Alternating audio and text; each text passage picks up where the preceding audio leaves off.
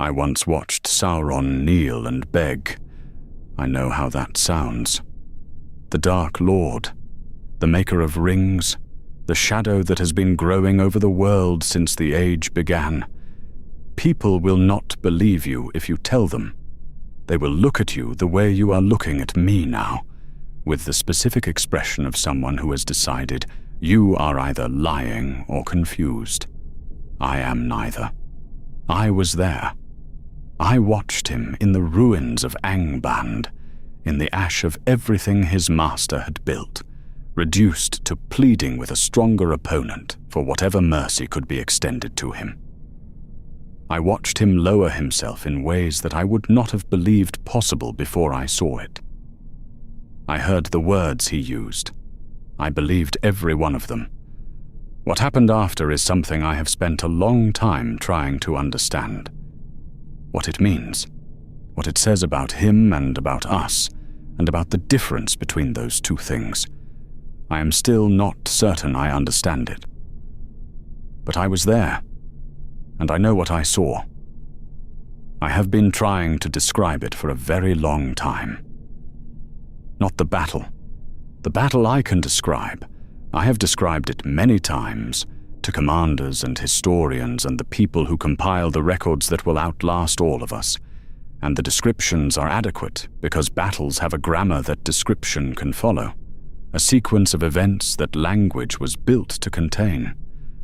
I was there for the War of Wrath from the 3rd year to its ending, and I can tell you what it looked like, and what it cost, and what it produced with a precision that I am satisfied with. What I cannot describe with precision is the hour that came after. The hour when he walked out of the ruins. My name is Arundel.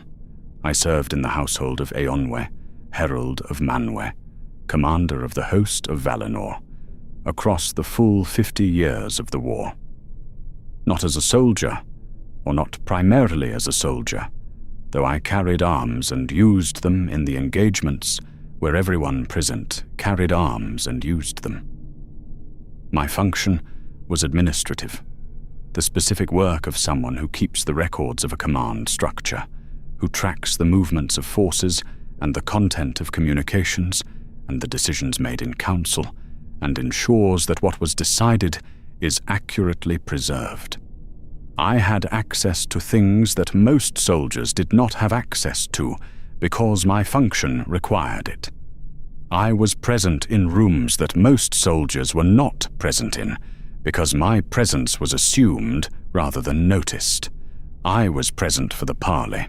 But before I tell you what happened in it, I need to tell you what the world looked like in the days before it. Because the context matters, and because the context has been lost in the accounts that have come down through the years, which tend to describe the ending of the War of Wrath as a clean conclusion, a triumph followed by a departure, the host of Valinor returning west with the victory accomplished, and the age ended. It was not clean. The war had lasted 50 years, and the world bore every one of them. Beleriand was gone in the sense that the shapes of it were gone. The coastlines and the valleys and the rivers and the plains that had been the geography of the First Age, altered beyond recognition or submerged entirely, the sea reclaiming ground that had been ground for longer than any living thing could remember. We were camped on land that was sinking. The horizon to the west was the sea, and it was closer than it had been the previous week, and it would be closer still the week after. Everything was temporary in a way that made the word temporary feel insufficient. We were standing on the last days of an age, and the standing felt like it, the specific quality of ground that knows it is ending. Angband was rubble. Thangorodrim was rubble. The mountains themselves had come down in the final days, in ways I will not describe here, because the describing of them belongs to other accounts and other narrators who were closer to it than I was. What remained was a landscape of ash and broken stone, and the specific smell of a world that has been burned at depths, It was not built to be burned at. A smell that had no precedent, and that I have never encountered since, and that I could not describe to anyone who had not been there. Morgoth was taken, cast into the void. This was the thing the war had been fought for, and it was accomplished, and the accomplishment felt like what it was, a resolution to something that had been unresolved for an age of the world. And then we waited. Eonwe had given it to be known, through whatever channels remained, through which such things could be known, that any servant of Morgoth who came forward would be heard. Not pardoned, not promised anything. Heard. The distinction was deliberate, and Eonwe was precise about it in the communications I drafted for him. He was offering process, not outcome. He was not empowered to offer outcome. His authority over the armies of Valinor was absolute, but his authority over the judgment of a Maya was not his to exercise. He knew this. He stated it clearly in the internal councils I attended, and clearly enough in the external communications, that anyone who understood what they were reading would have understood it too. We waited for 3 days. I will tell you what those 3 days felt like from inside the camp, because this is something the accounts do not capture. We were a victorious army, camped in the ruins of the enemy's stronghold, and victorious armies in ruins have a specific quality of flatness, of aftermath, of energy that has nowhere to go now that the thing it was built for is finished. The soldiers who had fought for 50 years had no more fighting to do, and did not know yet what that meant. But the elves from Valinor who had never seen Middle-earth before this war were standing in the wreckage of it and processing what they had seen and done. There was grief in the camp, the specific grief of a victory that had cost more than victory was supposed to cost. There was also the particular restlessness of people waiting for something without knowing what the something would be. On the morning of the 4th day, a watchpost to the north sent word. Something was coming. I was in Eonwe's command tent when the word arrived. I watched him read it, and I watched his face while he read it, and I have thought about what I saw in his face many times since. Not surprise. Eonwe did not surprise easily, and the possibility of this had been in his thinking since the offer was made. Something more considered than surprise. The specific quality of a being that has prepared for a thing and is now finding that the preparation is being tested and is not certain the preparation was sufficient. He gave instructions. A formal space was to be prepared, open ground cleared of debris, a position for the herald and his immediate staff, an appropriate distance maintained by the surrounding forces. Not a trap. Not an ambush. The specific staging of a formal parley, conducted according to the protocols that governed such things, which Eonwe intended to follow precisely and completely, regardless of what arrived to meet him. I was part of the immediate staff. I took my position. We waited perhaps an hour. Then I saw him. He was alone. This was the first thing I registered, and I registered it as significant before I had consciously identified why it was significant. A commander of Morgoth's armies, his most senior surviving lieutenant, the being who had been second in authority over the largest concentration of evil the world had produced, walking toward us across the rubble of Angband. Alone. Without guard, without escort, without the specific defensive formation that any military mind would arrange around someone of his importance in a situation of potential danger. He had no need of it. I understood this later. At the time, I simply noted the aloneness and filed it. He was beautiful.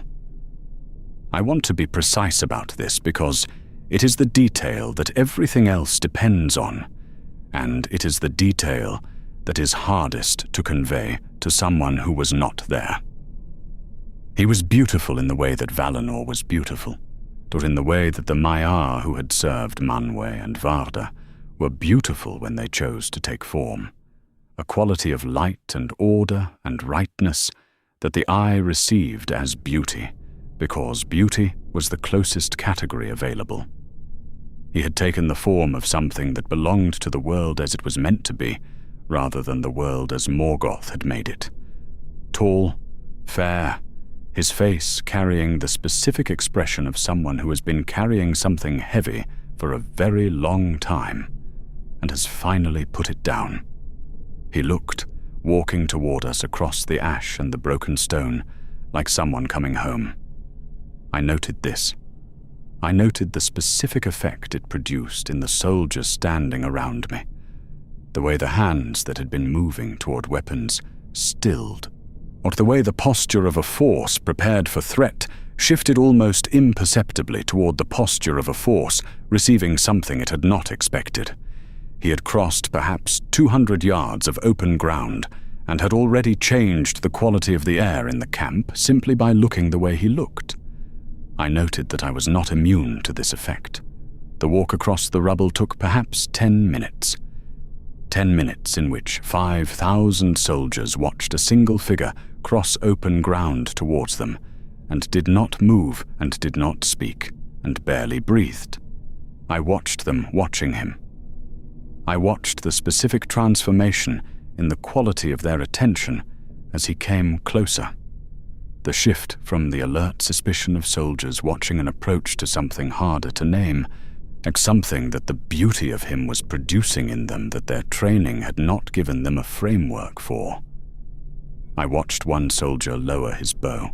He had raised it when the approach was first sighted and held it for the first 100 yards, and then, slowly, without appearing to decide to do it, he lowered it. He was not alone. The hands that had been moving toward weapons across the line were, by the time he reached the designated distance, hands that were simply present at their owners' sides. He had walked 200 yards across ash and broken stone and had arrived in a different atmosphere than the one he had set out from. He stopped at the appropriate distance. He gave the formal greeting in Quenya, perfectly pronounced without accent, the greeting of a Maya addressing a herald of Manwë, that which was precisely the correct form for what this was. Not the greeting of a supplicant, not the greeting of an enemy requesting terms, the greeting of a peer addressing a peer in a formal context, which established immediately, and without apparent effort, that he understood exactly what was happening and what the protocols were and intended to operate within them. Eonwy returned the greeting. His voice was entirely steady. I was close enough to observe this, and I noted it, because I was not certain my own voice would have been entirely steady. What followed was an interrogation, though it did not feel like one in the conducting of it. Eonwy asked questions, and Sauron answered them, and the answers were given in the specific manner of someone who has decided to be completely honest, and is finding the honesty both difficult and necessary, or the manner of confession rather than testimony. He spoke of his service to Morgoth across the ages, not minimizing it, not excusing it, describing it with the specific precision of someone who has examined it carefully and found it as wrong as it appears. He spoke of the corruption of it, the way that long service to a will as total as Morgoth's had worked its way into him, not as an excuse, but as an account, the distinction carefully maintained. He spoke of what he had done and what had been done through him and the weight of both. There was one exchange that I have returned to more than any other in the interrogation.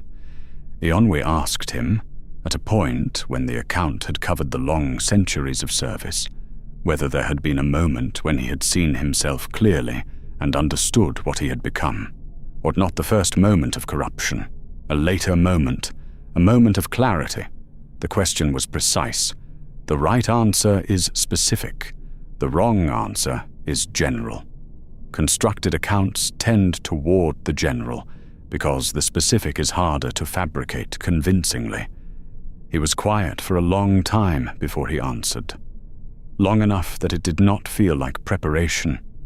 Long enough that it felt like a person locating something they had not looked at directly in a very long time. He named a specific battle, a specific moment in a specific engagement in the long wars of the First Age. A moment he described with the detail of someone who had been there and had not been able to forget it. A moment in which he had understood, watching something happen that he had caused, what the distance was between what he had been and what he had become. I wrote it down. It was my function to write things down. I looked at what I had written for a long time afterward. The detail was the kind that is difficult to fabricate because its significance is not obvious. A person constructing an account does not naturally reach for the moment that reveals them most accurately. I thought, reading it back, that it was true.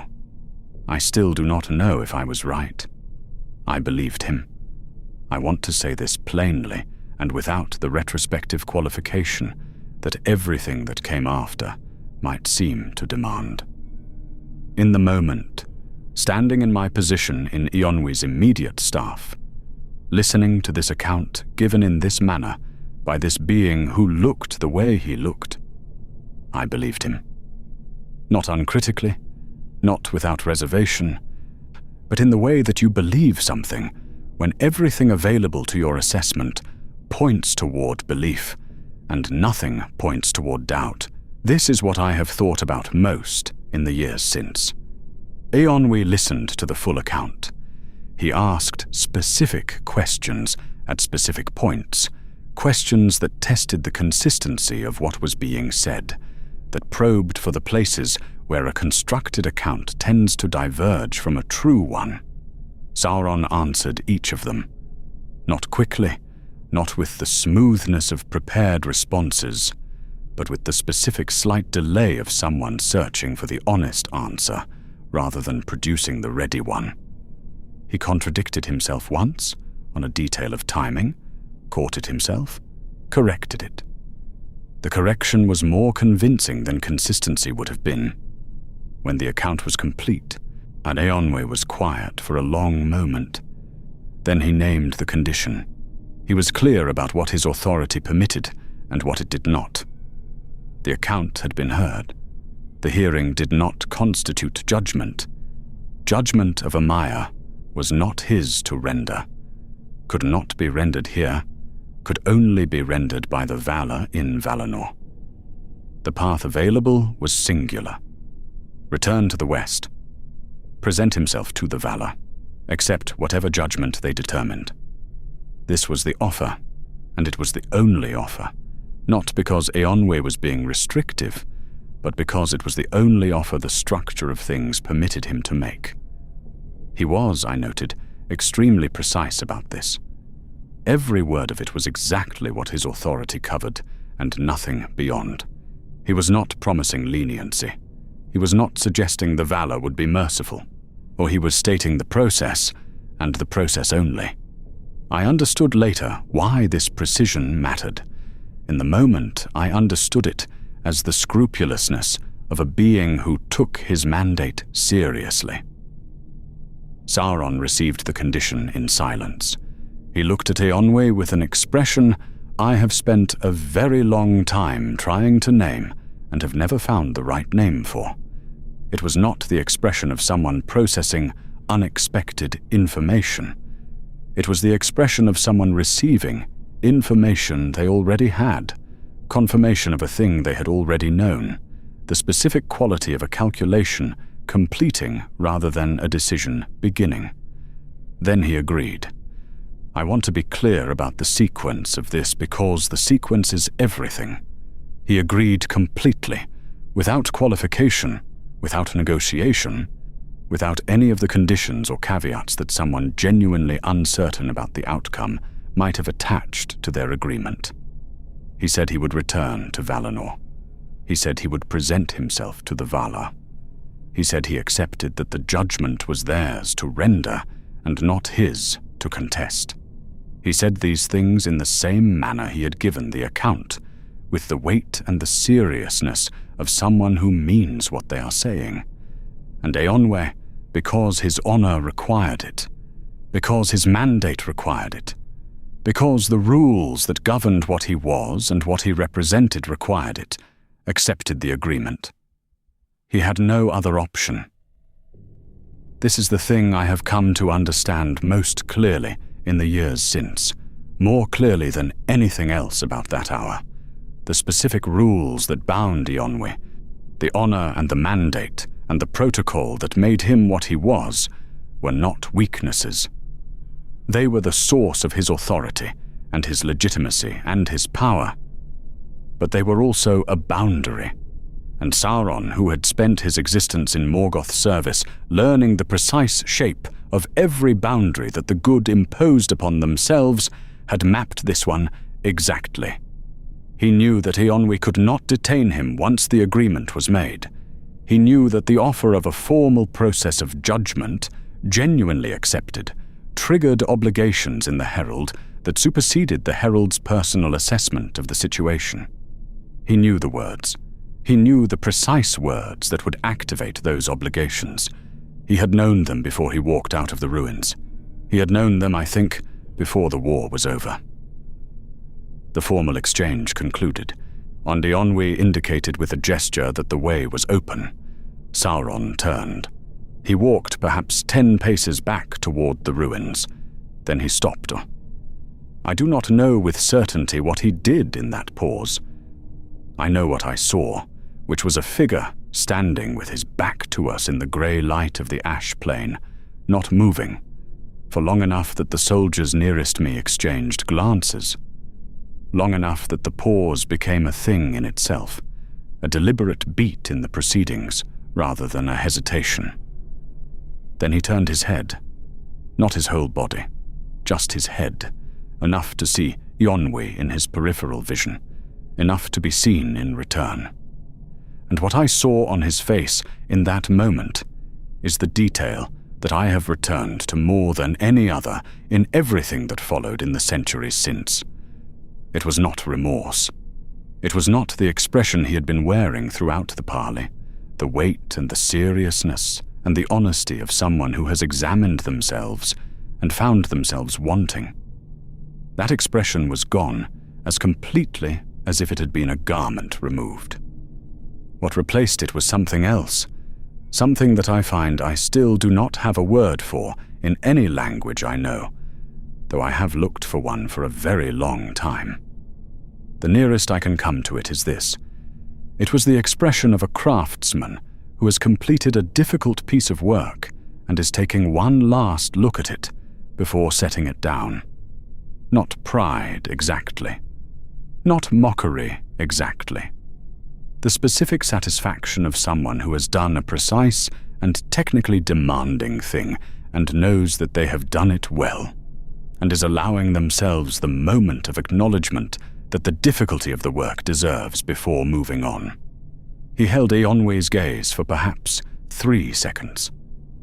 Then he turned back and walked into the ruins, and was gone. Nobody moved for a long time after he disappeared. I was watching Eonwe, and Eonwe was watching the place where Sauron had been, and Eonwe's face in that moment was the face of someone who has understood something at precisely the moment it became too late for the understanding to be useful. We waited. The 3 days of waiting had a quality I have never found adequate words for. The host of Valinor, 50 years of war concluded, camped in the ruins, watching a horizon that produced nothing. Of the formal protocols required the waiting, and Eonwe gave it, and the giving was the correct thing to do, and knowing it was correct did not make the waiting less than what it was.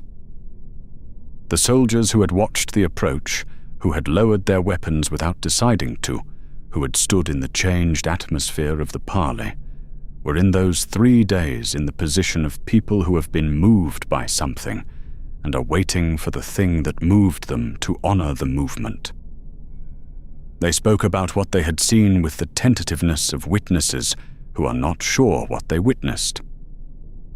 On the second day, a soldier came to me, a Valinor elf who had fought from the war's first year, whose composure I had trusted across decades of difficult situations, and he asked me a question I did not answer because I did not have an answer. He asked whether I thought it was real. I told him I had recorded what I observed and what was said, and that in time, the record and what came after would speak to each other, and the speaking would produce whatever answer was available. He nodded. He went back to his position. On the third day, Manwë gave the order. The agreement was that he would return to Valinor. The formal protocol required a reasonable period for the journey to begin. Manwë, because his honor required it, gave that period. A day passed. 2 days. The watchposts reported nothing moving from the direction of the ruins. On the third day, Manwë gave the order that I had been anticipating and dreading in equal measure. Begin the accounting of those who would return to Valinor. Sauron was not among those accounted for, but he had been expected to account for himself and had not done so, and there was nothing further that could be done about it, because the formal process had been completed correctly, and the formal process had no mechanism for what came next. He was gone. Not to Valinor. Simply gone. Back into Middle-earth, which was large and broken and full of places where a being of his nature could disappear for as long as he needed to disappear. I have thought about what happened in that hour for a very long time. I have applied to it everything I have learned in the years since about what Sauron subsequently did and what he subsequently became and what the world cost in consequence. I have read the accounts of the Second Age and what he built and how he built it and the specific methods he used to build it. The deceiving of the elves of Eregion, of the rings, the long, patient architecture of domination that he assembled across centuries with the specific skill of a craftsman who has all the time he needs and knows exactly what he is making. I have looked back at the parley through all of that, and I have tried to see it clearly. Here is what I see clearly. He knew before he walked out of the ruins that Manwë could not grant the pardon. This was not information he discovered in the course of the exchange. He was a Maya. He understood the structure of authority among the powers as well as any being alive. He knew that the only outcome Manwë could offer was the referral to Valinor, and he knew that accepting the referral formally would trigger the obligations that would require Manwë to let him go. He walked out of the ruins in order to have that conversation, not despite knowing its limits, because of them. The form he chose, the beauty and the fairness and the quality of someone returning to themselves after long corruption was selected for its effect on the soldiers around Manwë, the elves of Valinor who had never seen him and had no frame for what they were looking at. He needed them to be uncertain. He needed the atmosphere of the parley to be one in which a violent resolution would have felt wrong, would have violated the specific sense of occasion that the encounter had. He produced that atmosphere deliberately and precisely. The account he gave, the weight and the honesty and the self-correction on the point of timing, was constructed to pass exactly the tests that Manwë would apply to it. Not to be true, to pass the tests. But there is a difference, and it requires a specific kind of intelligence to understand the difference and to construct the account accordingly. He understood the difference. He had spent an age of the world in service to the master of lies, and had learned from that service things about the mechanics of convincing that most beings in the world could not have articulated. The self-correction was the detail that told me, in the years after, what I had been looking at. An honest account contains errors. A sufficiently sophisticated constructed account contains deliberate errors, placed where they will do the most work. The correction of an error, witnessed, produces a specific effect in the observer, the effect of watching someone choose honesty over the easier path of letting the error stand. He knew this effect. He produced it on purpose. What the specific battle he named in the interrogation, the moment of clarity he described so precisely that I wrote it down and found it convincing, I have since looked for in every account of the First Age I have been able to access. I have never found it. Not because I believe it did not happen, because I believe it may have been constructed with such care that it does not require having happened to be convincing.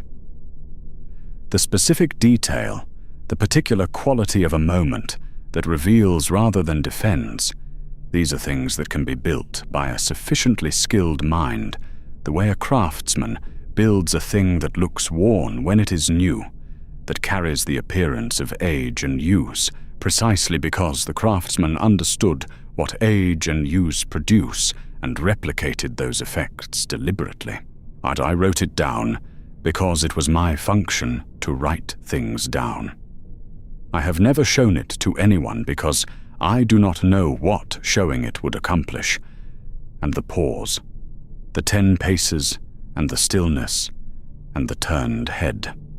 I have come to understand this as the only moment of genuine communication in the entire proceeding. Everything else was performance, constructed for the audience of soldiers and the obligations of the herald. The pause was a message to Manwë specifically, an acknowledgement between two beings who both understood what had just happened, of what had just happened. He was letting Manwë know that Manwë knew, that the knowing was real and mutual and would persist, and that it did not matter, that the knowing, however complete and however shared, arrived precisely too late to be anything other than a monument to its own uselessness. I thought I saw remorse in him that day. I thought as he walked away that I had witnessed something real beneath the performance, something that had been genuinely present before the calculation reasserted itself, the quality of a being briefly in contact with what it had been before it became what it was. I held this thought for a long time. I returned to it in the years after, as the reports came in of what he was doing in Middle-earth, the rings, the corruption of the Númenóreans, the slow and patient building of a dominion over the world that demonstrated with each passing century that whatever had been present in those ruins on that day had not been sufficient to change anything that followed. I still return to it. Not because I believe it. I do not believe it in any way that would survive contact with everything I know about what he did after. But because I was there, because I watched him walk those 10 paces and stop and turn his head. Because there was something in that pause, in the stillness of it, that I have never been able to resolve into simple performance, no matter how many times I have tried. Perhaps that was the final manipulation. The pause itself, the suggestion of a moment of genuine hesitation, left in the memory of a witness who would spend the rest of his life unable to dismiss it. One more thing constructed precisely for its effect. One more instrument played with the specific skill of a craftsman who understands his instruments better than anyone else alive. Or perhaps there was a moment.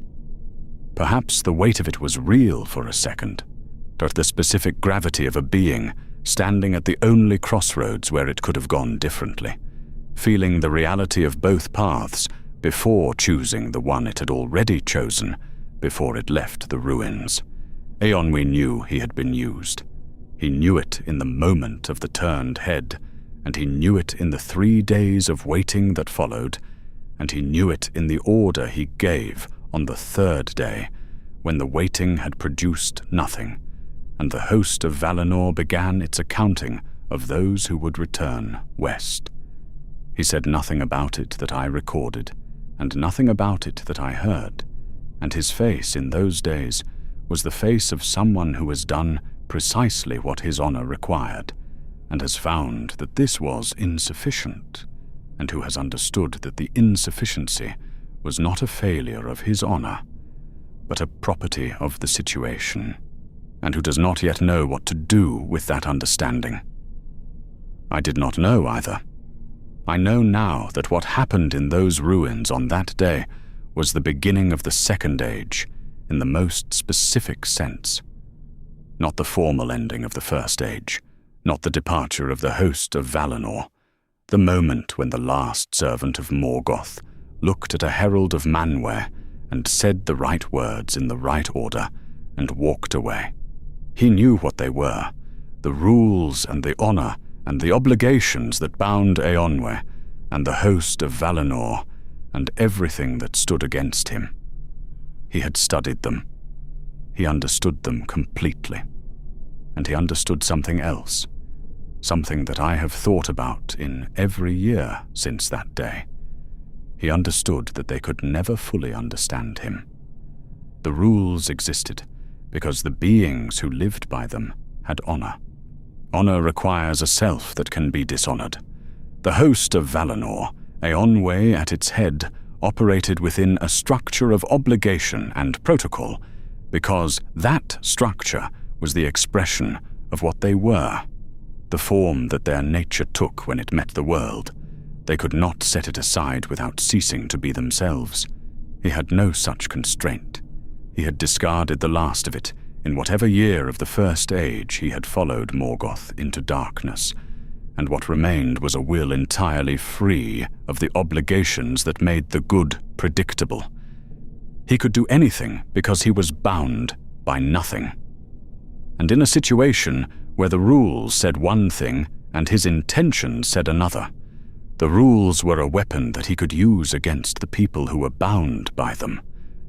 He used them one last time that day, in the ruins of Angband, in the ash and the grey light, walking out alone and beautiful to look at, saying the right words to a herald who was bound to hear them and bound to accept them and bound to let him go. Then he walked back into the dark. He had won nothing material that day. The war was over. Morgoth was gone. The world was changed. But he had established something, confirmed something, about the nature of the contest that would follow. He had demonstrated, to himself, if to no one else who understood it clearly, that the good could be defeated by their own goodness if you knew precisely where to apply the pressure. He spent the next age of the world applying it. I was there at the beginning of that, standing in my position in the ruins of the First Age, believing for a moment that I had seen something real. But I watched him walk away, and I thought what I thought, and I have carried it since, the specific weight of a witness who was present for something they did not fully understand until long after the understanding was useful. He turned his head. He held Eonwe's gaze for 3 seconds, and then he walked into the dark and began the Second Age.